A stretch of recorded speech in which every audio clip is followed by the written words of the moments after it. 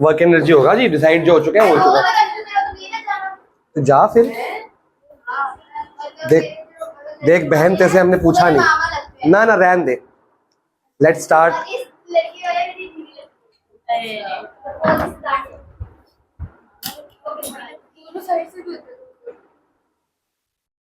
मेरे को इंटरेस्ट नहीं है, वो बता रही है तो मैं सुन रही हूँ। चलिए, होमवर्क तुम्हारा फिर पेंडिंग है सबका, एक ग्रुप में डाल देंगे, अभी नहीं, क्लास के एंड में और मिलेगा ना, वो तो मैं खुद ही न्यूमेरिकल्स भेजूंगा। तुम्हारा बढ़ गया, तेरे को डाउट था, हो गए थे। चलो टेक्सचुअल 4 क्वेश्चन, देखो यहाँ बैठना, दिख जाएगा बोर्ड। लास्ट के 4 क्वेश्चन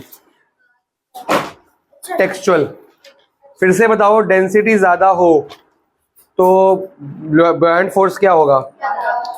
है एरिया ज्यादा हो, अच्छा एरिया ज्यादा हो तो, वॉल्यूम ज्यादा हो तो।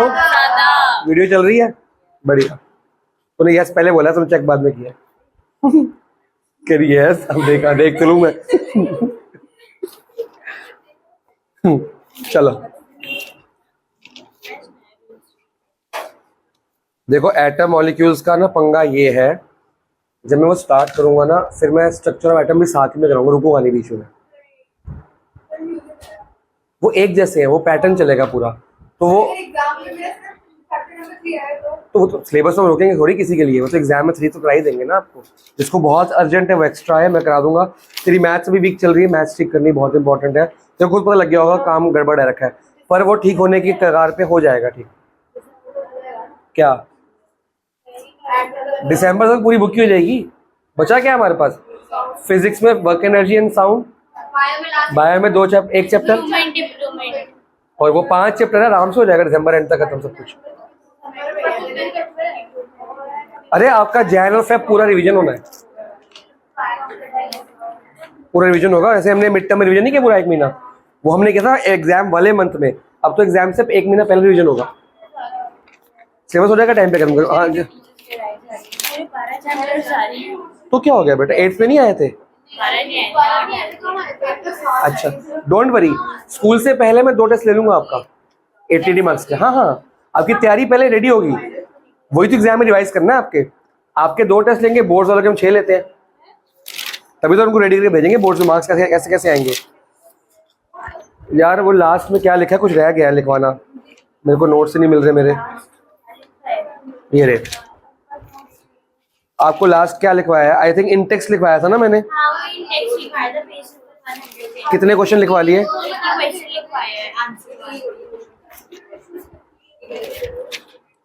इसकी पीडीएफ तो भी बनानी, इसकी तो बनेगी नहीं ना अभी, इसके तो उसने खुद नए बनवाए हैं इस बार।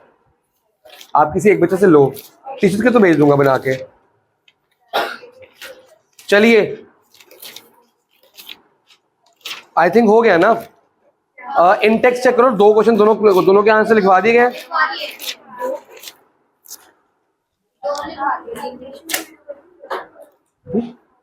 वीडियो है लेकिन नोट्स अलग है।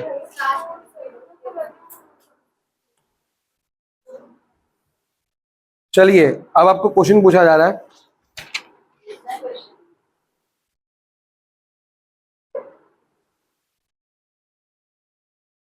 इंटेक्स के 4 क्वेश्चन बचे थे, एक टेक्सचुअल 4 क्वेश्चन बचे थे। पहला क्वेश्चन रीड करते हैं, अगर आपको नहीं आता करा दूंगा, आता तो घर पे कर लेंगे। देखते हैं, चारों इजी है, एक तो मुश्किल है, लास्ट है, सेकंड लास्ट एक मुश्किल है, या तो 3 कर लो, एक मैं करा देता हूँ। कौन सा मुश्किल लग रहा है आपको बताइए?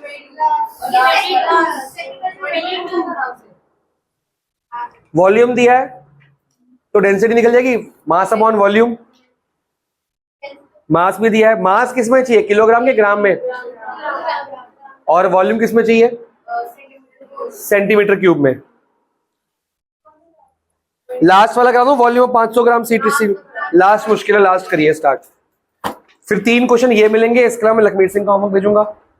तो आपको वर्क एनर्जी स्टार्ट कर देते हैं आज, ठीक है? तो न्यूमेरिकल्स ही तो बचे थे, मेरे को लगा कुछ बचा चैप्टर में, पर हो गया सब कंप्लीट। वो तुम्हारे स्कूल में आ रही है, खाली तुमने बताया, इन्होंने बताया भी मेरे को ना, कटी हुई है, ओल्ड बुक में है, मेरी बुक में है ना, ये एग्जाम आईडी में। अब तुम्हारा स्कूल क्यों कर रहा है I don't know, relative density, इसकी मैम ने कहा, देखा, 2 बच्चों को कराइए, 2 करा दूंगा। वो मना कर रही है, मुकर की सीधा। चलो छोड़ो, अरे मैं तुमको इकट्ठे बुला लूंगा एक दिन, बस दिवाली के बाद चारों करा दूंगा। जब वो इसकी पूरी बुक, कल क्यों कराना है? चारों को अकेला टाइम चाहिए ना, जब कोई नहीं होगा, किसी का टेस्ट होगा तब बुलाऊंगा ना 1 घंटे के लिए। हाँ वो बताता हूँ, मैं आपको बताऊंगा। वो कल परसों परसों 6:30 क्लास के बाद, थर्सडे को। वो नहीं करा रहा मैं इसको कुछ, इसकी तो क्लास में सैलरी सबको कराऊंगा। मैं पागल नहीं हूँ कि इसको अगर मैम ने नहीं बोला कि बाद में अकेले बोल के मेरे को कराओ, सबको इकट्ठे कराऊंगा। मैम ने बोला है 2 बच्चों को बोला है तो कराना होगा। तुम कंफर्म कर लो, 1 हफ्ता तुम्हारे पास है दिवाली के बाद तक। नहीं, एक होता कराया, एक होता आएगा अभी। बताओ जी, लास्ट क्वेश्चन में कवि कहना क्या चाहता है? चल मैं तो बता, वॉल्यूम कितना है? 500। आगे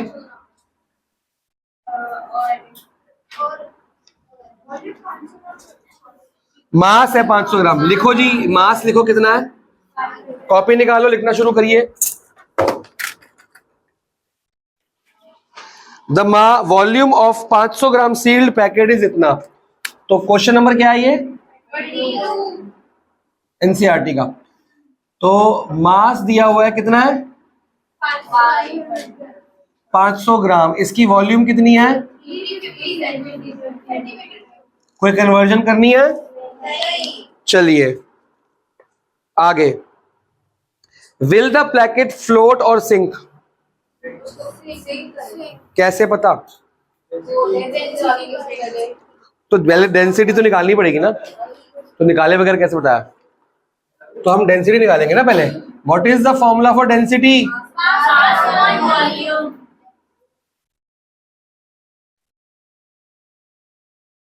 बताइए जी, आंसर क्या आ रहा है? 1.43 ग्राम पर सेंटीमीटर क्यूब। क्या लिखोगे? सिंस ये ऑब्जेक्ट का नाम लिखा है sealed packet, density of packet is greater than density of water. Water की डेंसिटी कितनी दी हुई है? 1। तो 1.43 1 से ज्यादा है, कम है? Density of packet is greater than density of water. तो अब इसके बगैर कैसे बताओगे फ्लोट है कि सिंक है? नहीं नहीं, वो नहीं है, ये डिस्प्लेसमेंट नहीं है, वो अगला पार्ट है, अभी फर्स्ट पार्ट पे हूँ। What will be the mass of water displaced by this packet? कितना मास ऑफ वाटर?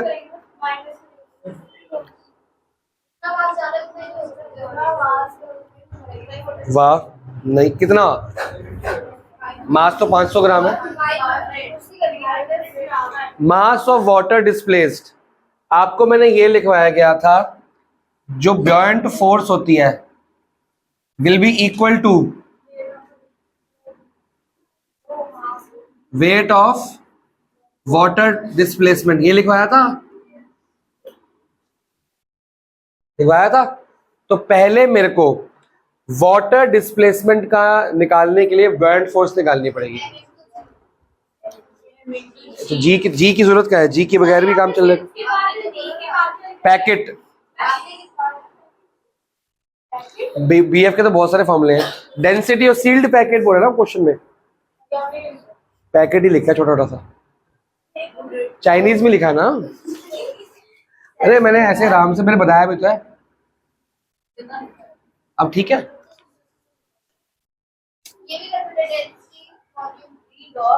डेंसिटी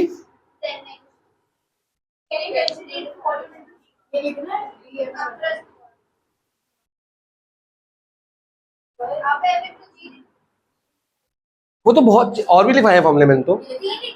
हाँ, रुक जाओ अभी।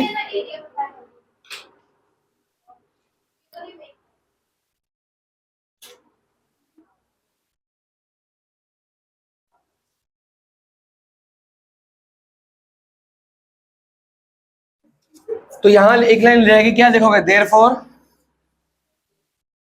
द पैकेट विल क्या होगा? फ्लोट करेगा, सिंक करेगा?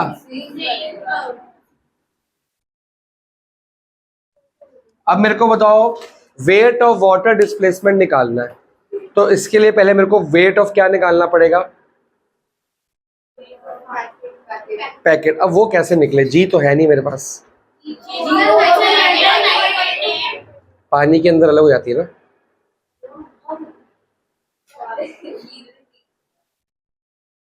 कुछ और सोचो, डेंसिटी से कुछ निकलेगा? वॉल्यूम ऑफ, वो क्यों? इसको कहीं पढ़ के आया है? रीजन बता। Why volume of packet into density of sealed? Volume of packet को पानी की डेंसिटी से मल्टीप्लाई क्यों करना है?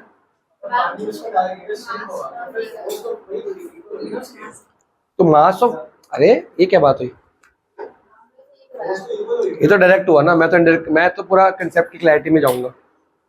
Mass of water displace by the packet, जितना पैकेट अंदर जाएगा उतना ही पानी, तो मेरे को मास ऑफ वाटर तक जाना है, कैसे जाऊं? हमको डेंसिटी भी यूज करनी है उसके अंदर। सोचिए सोचिए, 2 मिनट का टाइम दे रहा हूं, फिर बताऊंगा।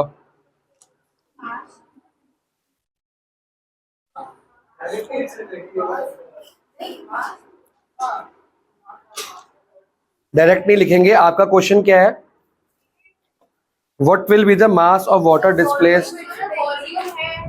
हाँ हाँ हाँ हाँ हाँ, वॉल्यूम डेंसिटी कितनी लोगे? वो तो पैकेट की डेंसिटी है ना, वाटर लेंगे ना। 1 क्यों लेंगे? तो हाँ। अब मेरे को छोटा सा बात बताओ, ये डेंसिटी का फॉर्मूला है, ये डेंसिटी में किसकी निकाली है? पैकेट की। अगर डेंसिटी निकालनी हो वाटर की, फॉर्मूला क्या बनेगा? मास ऑफ वाटर डिस्प्लेस्ड, वही होगा ना डेंसिटी निकालने के लिए, अपॉन मास ऑफ वाटर और वॉल्यूम ऑफ वाटर, दोनों डिस्प्लेस्ड आ गए, ठीक है ना। पर डेंसिटी सेम रहेगी ना भाई। वॉल्यूम ऑफ वाटर डिस्प्लेस्ड, उसका मास भी तो होगा कुछ, है ना। दोनों डिस्प्लेसमेंट 1 दिया हुआ है, ये दिया है 1। अब मास ऑफ वाटर डिस्प्लेस नहीं पता मेरे को, मास नहीं पता ना, लेकिन वॉल्यूम पता है, क्योंकि ये वॉल्यूम जो पैकेट की होगी वही वॉल्यूम किसकी होगी? पानी की।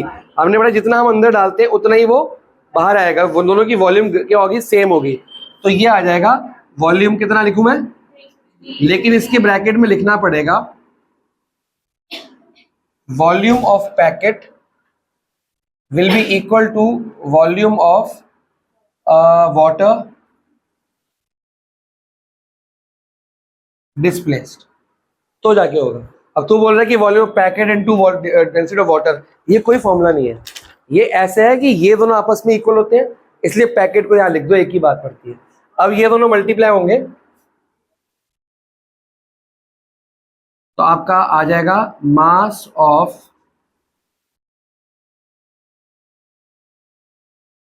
इक्वल टू 350 ग्राम पर सेंटीमीटर क्यूब। करिए, ऐसा क्वेश्चन होमवर्क में मिलेगा, ध्यान से करके आना, नहीं होगा तो मैं कराई दूंगा। तो जी की जरूरत नहीं पड़ी यहाँ पे। अब वर्क एनर्जी कराते हैं।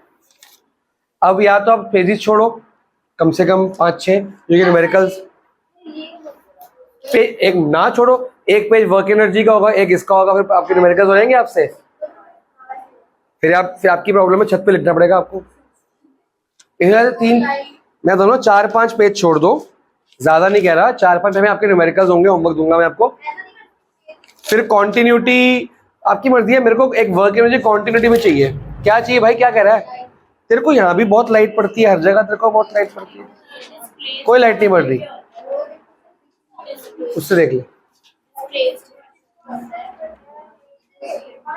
लाइट पड़ रही है तेरे को? दिख गया? लिखो फिर, लिख के इसको दिखाओ। डिस्प्लेस अपनी जगह, डिस्प्लेसमेंट नहीं पता तेरे को? अपनी जगह से हिलना। चलिए वर्क एनर्जी 4-5 पेज छोड़ के हेडिंग डालिए। एक न्यूमेरिकल्स मिलते रहेंगे होमवर्क में।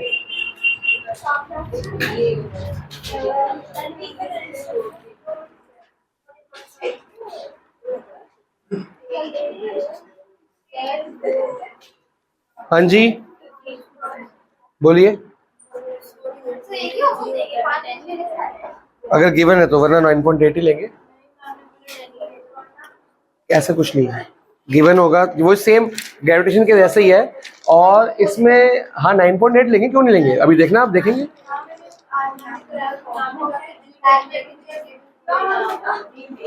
ऐसा कोई रूल ही नहीं है। उठिए भाई 1 मिनट।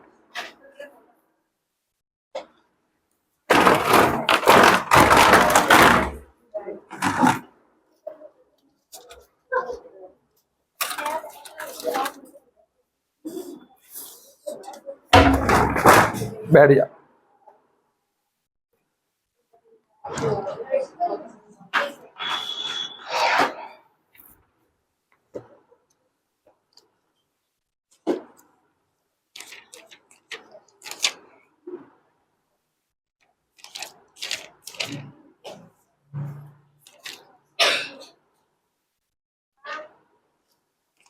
तेरे को मैंने वर्क एनर्जी के नोट्स दिए थे। कहना क्या चाहता है? फिर किया कैसे तूने?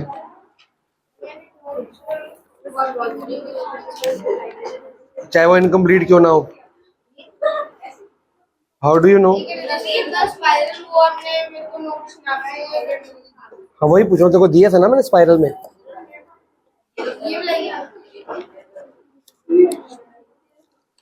चलिए लेट्स स्टार्ट वर्क एनर्जी। अगर मैथ्स का कुछ होमवर्क मिला हुआ है? एक से 12 और एक और था। एक क्वेश्चन जो मैंने लिखवाया था जिसमें एक ऑल्टरनेट वाला था, वो फोटो भेजनी है। वो अभी तक सिर्फ एक बच्चे की फोटो आई है, हरजस की। उसमें एक ऑल्टरनेट का केस था और किसका था? इक्वालिटी था उसमें ऑल्टरनेट था और आइसोसेलेस प्रॉपर्टी। चलिए जी, वर्क एंड एनर्जी। हेडिंग डालो वर्क, 4-5 पेज छोड़ दो न्यूमेरिकल्स के लिए। अभी तो बोला नहीं। वर्क क्या होता है? बाल को वर्क। हाँ लिखो जी। तो साइंस में मैं क्या लिख दूं? To do something is work. What? FS. What is FS? Force is the product of force and displacement. चलो कुछ तो बेटर बात हुई। Force is applied and the object is dispersed. Displaced, dispersed. Dispersion का मतलब अलग होता है बालक, डिस्पर्स का मतलब फैलना। That is a work. Okay. If we are doing something without energy, is it work or not? Because हर चीज में एनर्जी लगती है। वो तो फॉर्मूला हुआ ना, वो हर्षिका ने उस फॉर्मूले को इंग्लिश में बोल दिया। लिखो जी, हेडिंग डालो वर्क, ओनली वर्क। आज सिर्फ वर्क पढ़ेंगे। क्या हुआ? When a force acts on an object, when a force acts on an object, तो फोर्स एक्ट हो रही है on an object and the object shows displacement. What do you mean by displacement? कि object क्या हो चुका है? Move हो चुका है। And the object shows displacement. दो बातें आ गई।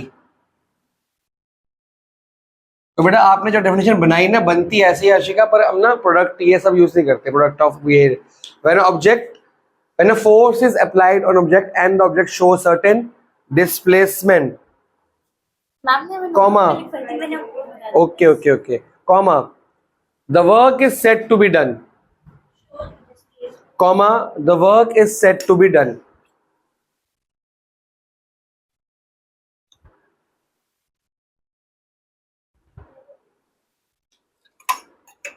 तो मतलब वर्क होने के लिए हमारा दो बातें होनी चाहिए, फोर्स को अंडरलाइन करो और डिस्प्लेसमेंट को अंडरलाइन करो. वर्क तभी माना जाएगा जब फोर्स एंड डिस्प्लेसमेंट दोनों हो.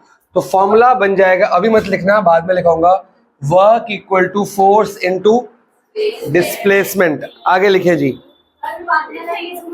जब बताऊंगा तब. अभी लिखो इन दोनों वर्ड्स को.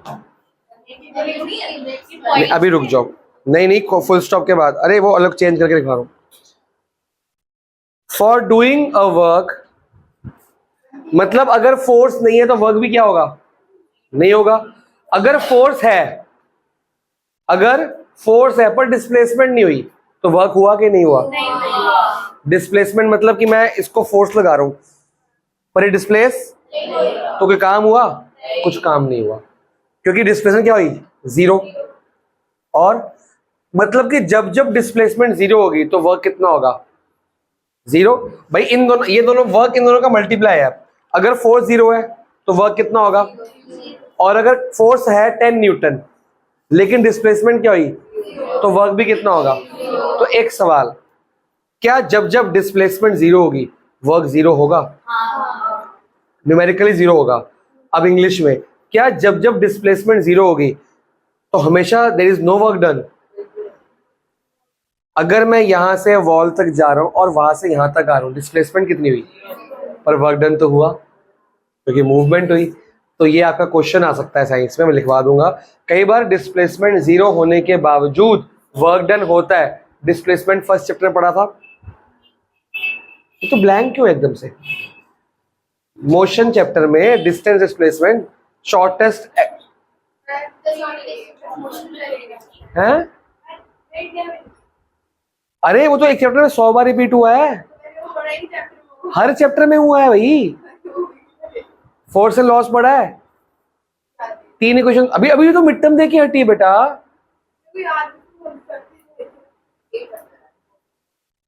अरे आपको 3 इक्वेशंस ऑफ मोशन नहीं पता है, फिर तो सरवाइव कैसे कर रही है अभी तक. वो हर चैप्टर में रिपीट हो रही है, वो तो सारे न्यूमेरिकल्स उससे होते हैं बेटा, ग्रेविटेशन के भी.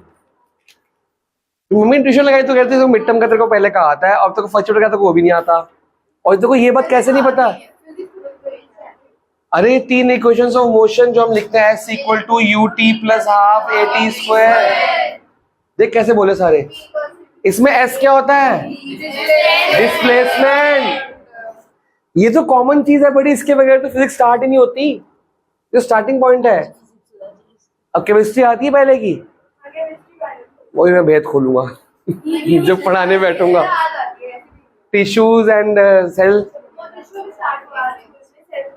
टिश्यू पहले नहीं पढ़ा, सेल पढ़ा तूने. तो फिजिक्स में भी काम करना है, मतलब मैथ्स एंड फिजिक्स करनी है, 2 काम करने हैं मेरे को.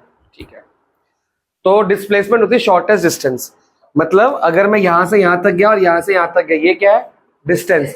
पर इसका और इसका मैंने ट्रेवल नहीं किया, फिर भी शॉर्टेस्ट पाथ को क्या बोलते हैं, डिस्प्लेसमेंट.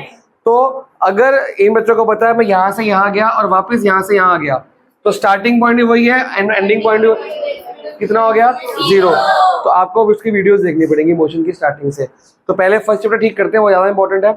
सेकंड ठीक करेंगे, वो और इंपॉर्टेंट है. फिर साइंस स्टार्ट करेंगे.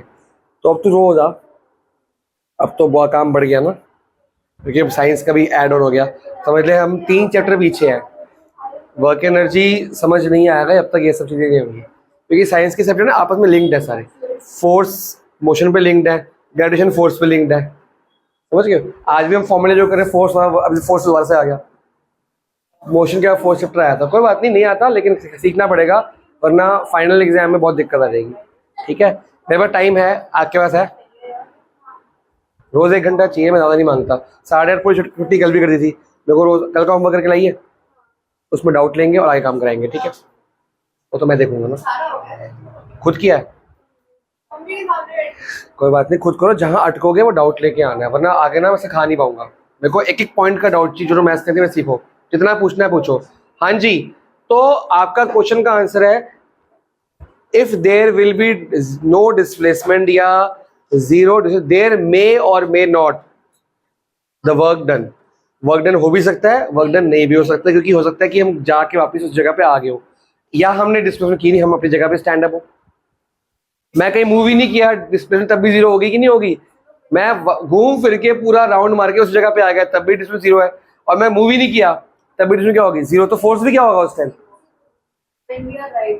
वी आर राइटिंग डिस्प्लेसमेंट है, हाथ मूव हो रहा है ऊपर नीचे, लेफ्ट राइट। आपने अभी लाइन लिखी, लाइन के starting point ending point same है। लाइन कैसे, कौन सी तो ऐसे इंग्लिश ऐसे उर्दू लिख रही है वापस, ठीक है ना?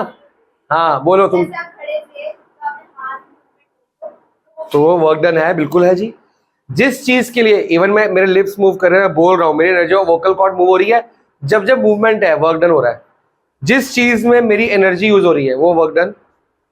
ये चीज गेस्चर्स वगैरह में भी वर्क डन है, हर चीज में। जैसे ताज करती है, ऐसे करती है, ऐसे करती है, उसमें वर्क डन। ये तन्वी को देख के करती है, ये देख अभी किया ना, ये तू ही करती है, तो इसमें वर्क डन है। आईलिड मूव हुई है ना, तो मूवमेंट डिस्प्लेसमेंट नहीं होती। आईलिड आपके बिना फोर्स लगाए मूव हो जाएगी, आप करोगे तो होगी ना। फोर्स लगाया और डिस्प्लेसमेंट मतलब मूवमेंट हुई है, तो इसके अंदर वर्क डन हुआ है, एनर्जी लगी है। ज्यादा थक जाएगी इतना मत किया कर, एनर्जी वेस्ट हो जाती है। तो चल रहा है तो डिस्प्लेसमेंट थोड़ी हो रही, चल रहा है क्या मतलब कि जा थोड़ी रहा है। एक मिनट, मैं अब खड़ा हूं, मैं बोल भी नहीं रहा मान ले, पर मेरा दिमाग चल रहा है। चलने का मतलब मूवमेंट थोड़ी हो रही है। मूवमेंट मेरे लिप्स की, मेरे टंग की, मेरे वोकल कॉर्ड की हो रही है, मेरे हाथों की हो रही है। इस मूवमेंट की बात, रियल मूवमेंट की बात करी। ब्रेन चल रहा है, मूव थोड़ी हो रहा है कि ब्रेन लेफ्ट राइट हो रहा है। हाँ, तो इसको वर्क डन कहते हैं। ये ऐसे बातचीत करते हैं हम लोग। तुम अगर एक दिन खाना मत खाओ लेकिन बोलते रहो, तुम थक जाते हो। बोलने से थकावट होती है कि मूव एनर्जी भी वेस्ट हो रही है।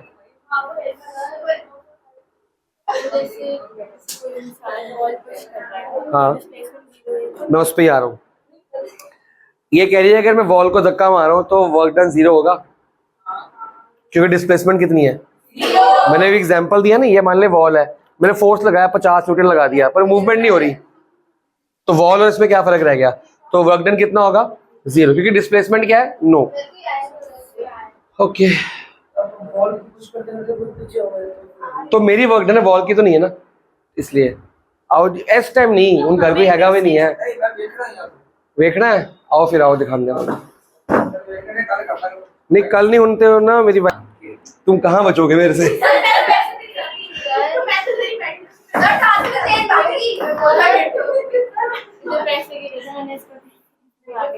तेरे थे, इसके होंगे फिर। कितने थे? 500-600? कह रहा 20।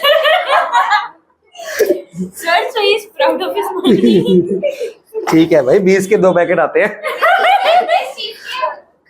चिप्स के और किसके क्या पता, एक 10 की वो पेप्सी 10 का पैकेट ले। शौक बड़ी चीज है। नहीं वो 10 वाली भी तो आती होगी ना, बेच के आती है। चलो आगे। हाँ, तो इनको भी तो पता है, मेरे को नहीं पता बस। लिखो जी, फॉर डूइंग अ वर्क, ये ऑन होगी, मैंने ऑन कर दिया। फॉर डूइंग अ वर्क, ऊपर चल रहा है मीटर, तो कैसे पता ऑन है? उससे नहीं पता लगता, टाइमर से पता लगता है। ये देखो ना, ये हाँ, इससे यही तो काम है। फॉर डूइंग अ वर्क, वो वीडियो देखते हुए अरे बड़े दिन हो गए ना, यूट्यूब पे चलती है रिकॉर्डिंग आजकल, बड़े दिन बाद में कर रहा हूँ मैं। For doing a work, comma, इसी में फुल स्टॉप के बाद, फॉर से पहले फुल स्टॉप था, डन फुल स्टॉप, फिर for doing a work, comma, energy is required. कोई भी काम करने के लिए क्या चाहिए होती है? अब किसी को एनर्जी की SI यूनिट पता है?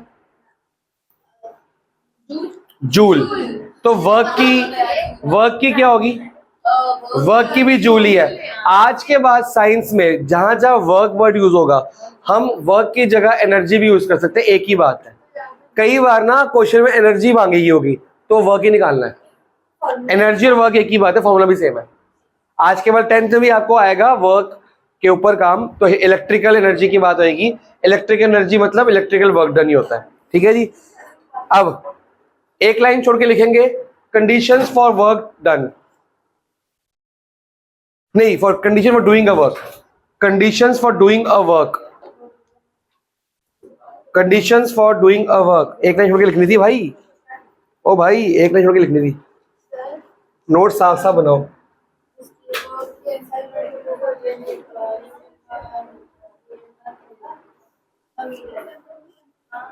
Newton metre, newton into metre. इतना दिमाग तो खुद लगाओ ना, ये मल्टीप्लाई हो रहा है डिवाइड हो रहा है। न्यूटन मीटर, यही जूल होता है, यही जूल है, जूल का मतलब यही है।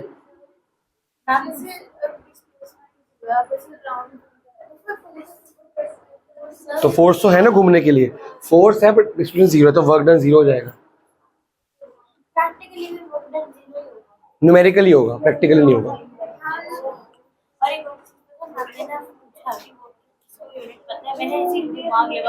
ऐसे ही करना है, बिल्कुल बिल्कुल एक ही बात है। थोड़ी ना बोल रही। अब इसमें 2 पॉइंट्स है। नंबर 1 पॉइंट, 2 कंडीशंस हैं। A force should act on the body, a force should act on the body, कि फोर्स तो होना ही चाहिए। सेकेंड पॉइंट,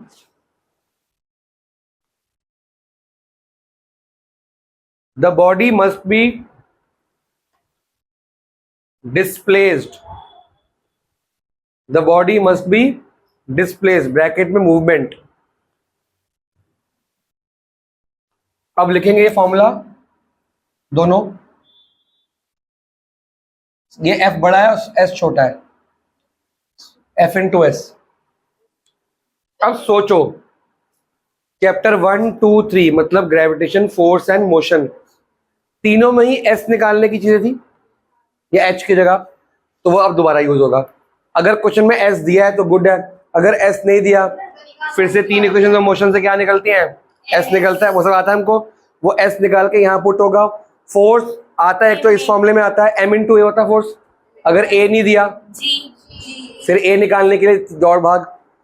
अब इस चैप्टर में अगर मूवमेंट ऐसे है हॉरिजॉन्टल तो हम लेंगे A, पर A 9.8, A निकालने के लिए V is equal to u plus a t, S equal to u t plus half a t square, या V square minus u square equal to AS। और अगर वर्क डन ऐसे है या ऐसे है तो 9.8 या 10 जो दिया है, ऐसे प्रॉब्लम नहीं है। अगर ऐसे है तो हम S की जगह क्या यूज करेंगे, H यूज करेंगे। अगर ऐसे है तो हम क्या यूज करेंगे, S, H की जगह, मतलब S और H बदलते रहेंगे और A और G आपस में क्या होते रहेंगे, ये F इंटू एच रहेगा ना, ठीक है।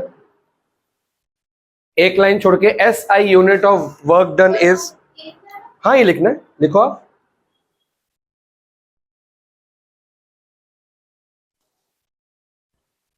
SI unit of work done is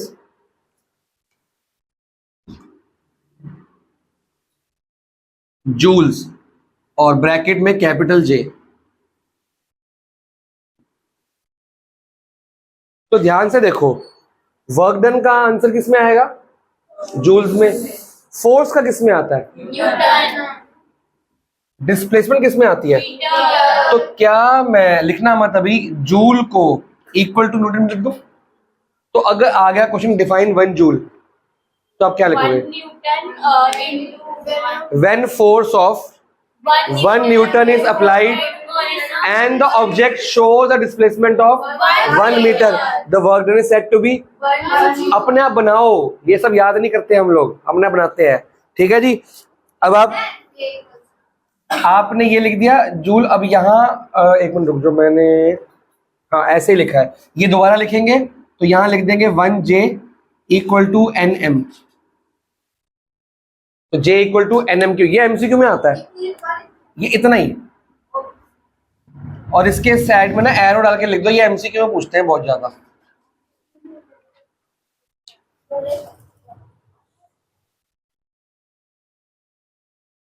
अब क्वेश्चन लिखिए जी, ये लिखने के बाद डिफाइन 1 जूल।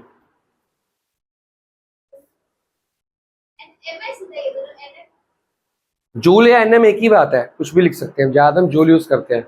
आगे जाके चैप्टर का नाम वर्क एनर्जी, अभी हम वर्क पढ़ेंगे, फिर आगे जाके तीन या चार तरह की एनर्जीज आएंगी, लेकिन सब एनर्जी का ऐसा यूनिट क्या रहेगा, जूल ही रहेगा। Define 1 joule. तो ये चैप्टर तभी आएगा, तेरे को आते हैं मोशंस के वो इक्वेशन तीनों आते हैं ना, तेरे को तो आते होंगे, तो ये तेरे को सीखने पड़ेंगे। क्या नाम है अशनूर, तीनों इक्वेशन सीखनी पड़ेंगी क्योंकि वो 3 चैप्टर से कंटिन्यू होके आ रही है। क्या थे हम, तो तूने अभी जो मिड टर्म दिया होगा तो क्वेश्चंस तो कहीं से, मतलब न्यूमेरिकल्स की प्रैक्टिस कैसे करी फिर तूने, यकीन ही छोड़ दी थी?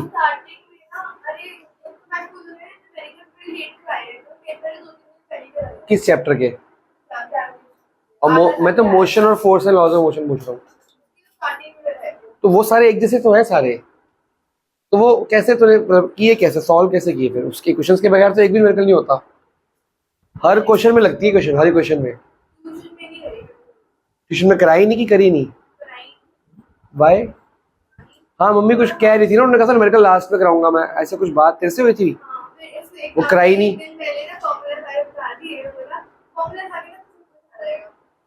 नहीं वो तो सही बोला, पर सिखाना तो पड़ेगा ना। फॉर्मूला आएगा तभी सब कुछ आएगा, तो मैं भी कह रहा हूँ, पर वो इसका मतलब थोड़ी कराएंगे नहीं। ऐसे स्कूल की मैम करती है, स्कूल की मैम तो करती है, ऐसे फॉर्मूला दिखा देगी अपने आप कर लो, पर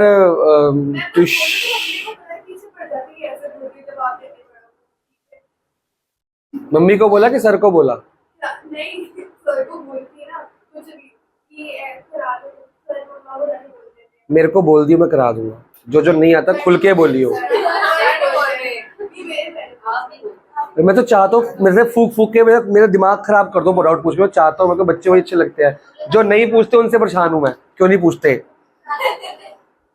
एक दिन 2 दिन के लिए आई थी वो, एग्जाम से पहले पूछते हैं ह्यूमिडिटी क्या करनी है। बेटे मार्क्स आन दे तेरे।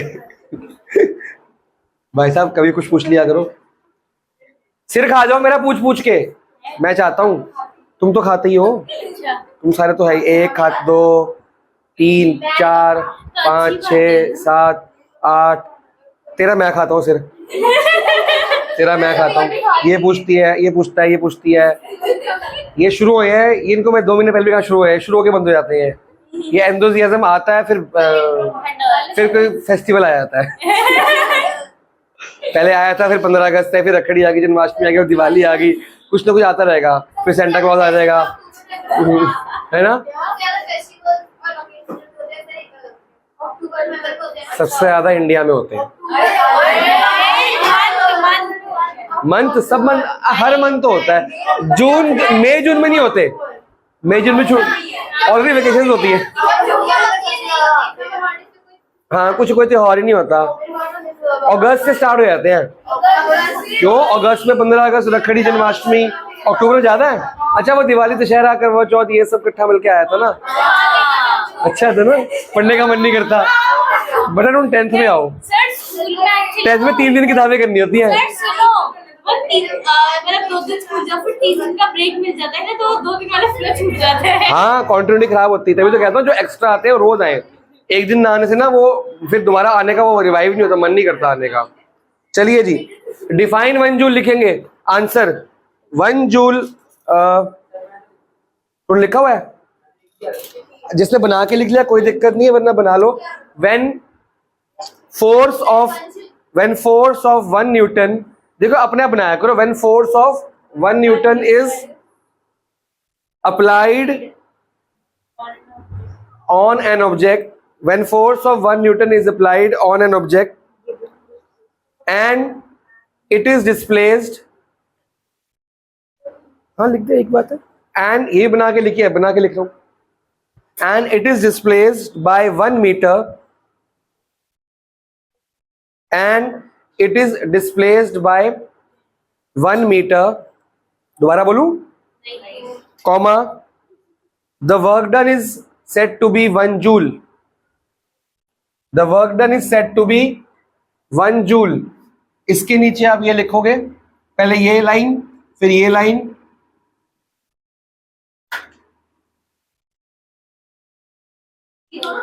हाँ जी, अब मैं सब में 1 1 लिख दिया ना, मल्टीप्लाई का सारी में डाला मैंने। आई एम शोइंग क्रिएटिविटी, मैं डिस्को अलग अलग कर रहा हूँ, वेरिएशंस लेके आ रहा हूँ मैं। एक ही चीज में अलग अलग वेरिएशंस है, यू कैन सी पूरे पेज पे 3 बार फॉर्मूला, तीनों में अलग अलग, सेकंड अलग अलग है, यू कैन नॉट से रिपीट हो रहा है ये। First line is getting repeated but I am showing such certain variation in second line. बिल्कुल इतना लिखो, बस 3 लाइनें और। यार मैं तो बीच में मजाक करते करते पढ़ाता हूँ, तुम्हारा मन लगा रहे। बीच में वो सरदार जी भी आ गए थे, फोन भी आ गया, दिख ही नहीं था कौन है, अंधेरा बड़ा है फोन में। सोनम यादव, ये कौन है? हेलो, हाँ जी, हाँ जी, यस, हाँ जी बताइए।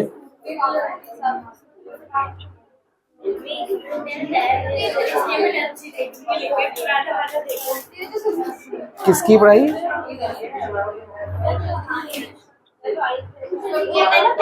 कैसे मतलब बैचेस में देते हैं?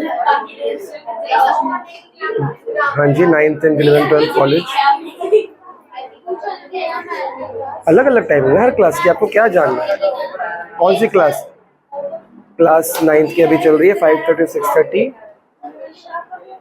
Maths and science.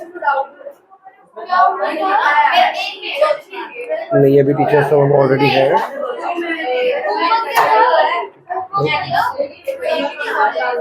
चलिए लिखिए, इफ 3 पॉइंट्स लिखने हैं बस। इफ क्वेश्चन खत्म हो गया ना, अब नोट्स, नोट्स देखो, नोट्स। भाई गुस्सा नहीं, गुस्सा नहीं, किताबें फेंक रहा है ये तो। इफ डिस्प्लेसमेंट इज, बेटा ये बहुत इंपॉर्टेंट है, लिखवा रहा हूं। If displacement is, number 1 point है, इफ डिस्प्लेसमेंट इज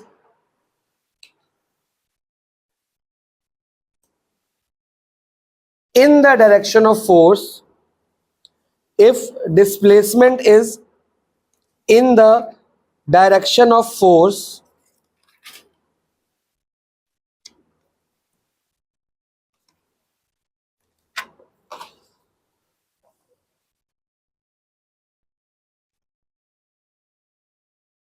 अगर जो जैसे फोर्स राइट साइड लगाया और डिस्प्लेसमेंट भी क्या हुई राइट साइड, इन द मतलब फोर्स एंड, तो इसमें आप ये बनाएंगे, अगर मान लो मैं फोर्स राइट साइड लगा रहा हूं और जो ऑब्जेक्ट की डिस्प्लेसमेंट है वो भी किस तरफ हुई, राइट साइड ही हुई है, तो आपका फॉर्मूला बनेगा W = F × S, ये बनेगा। और इसको हम लिखेंगे पॉजिटिव पॉजिटिव वर्क। हाँ तो अब तो 3 बार और लिखूंगा, पॉजिटिव वर्क डन। तो जो वर्क डन का, हाँ बिल्कुल जी, एक जो, हाँ जी, F और S पॉजिटिव रहेंगे तो आंसर आएगा पॉजिटिव वर्क डन। मतलब जो न्यूमेरिकल्स होंगे ना उसमें आंसर आपका क्या रहेगा, पॉजिटिव। अब ये फोर्स का ये लिखना है, यही उसके बाद ये लिखना। फॉर्मूले बताओ कैसे लगाए जाएंगे आपके।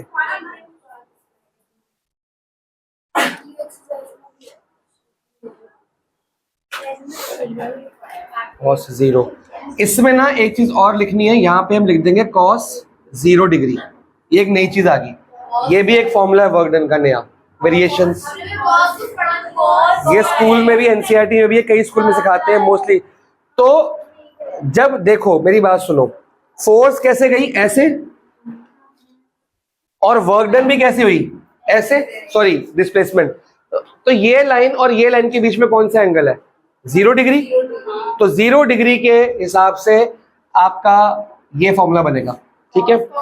ये ट्रिग्नोमेट्री है, 10th का काम है, आपको फिलहाल सीखना है। काम सीखना कितना सीखना है, वेयर cos 0 डिग्री का जो आंसर है वो होता है 1। हाँ जी लिखना है जी। तो cos 0 कितना होता है, 1। तो ये 1 हो गया, इससे फर्क पड़ रहा है कोई, F × S × 1। पर इसको क्या बोलते हैं, पॉजिटिव वर्क डन।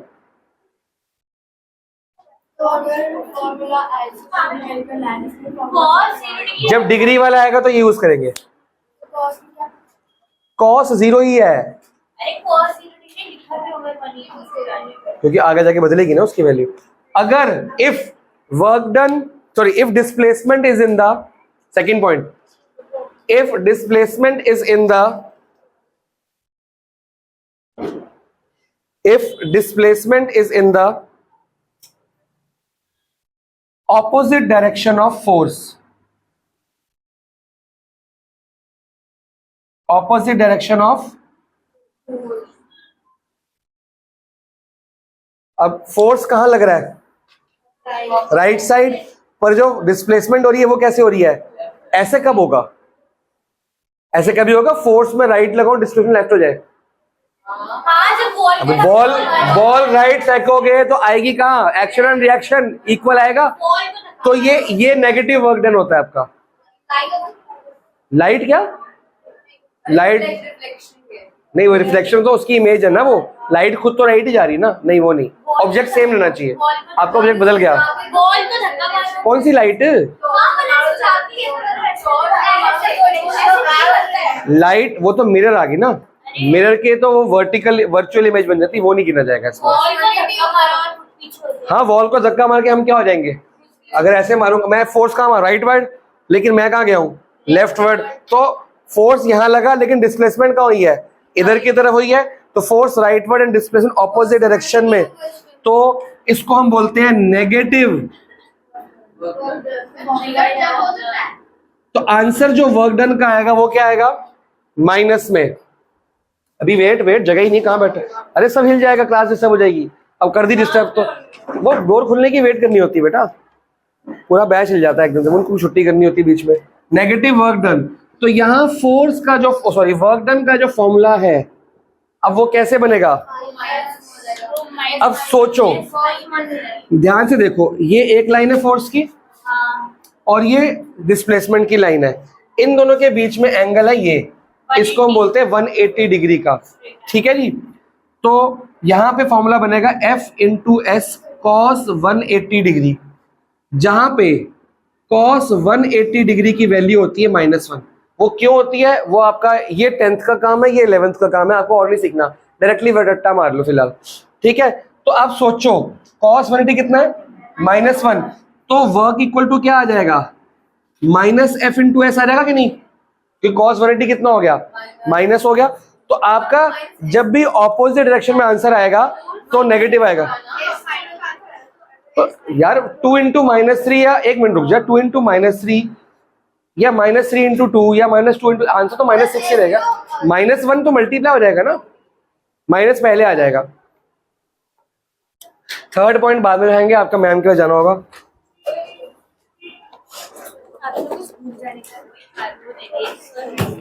क्या? है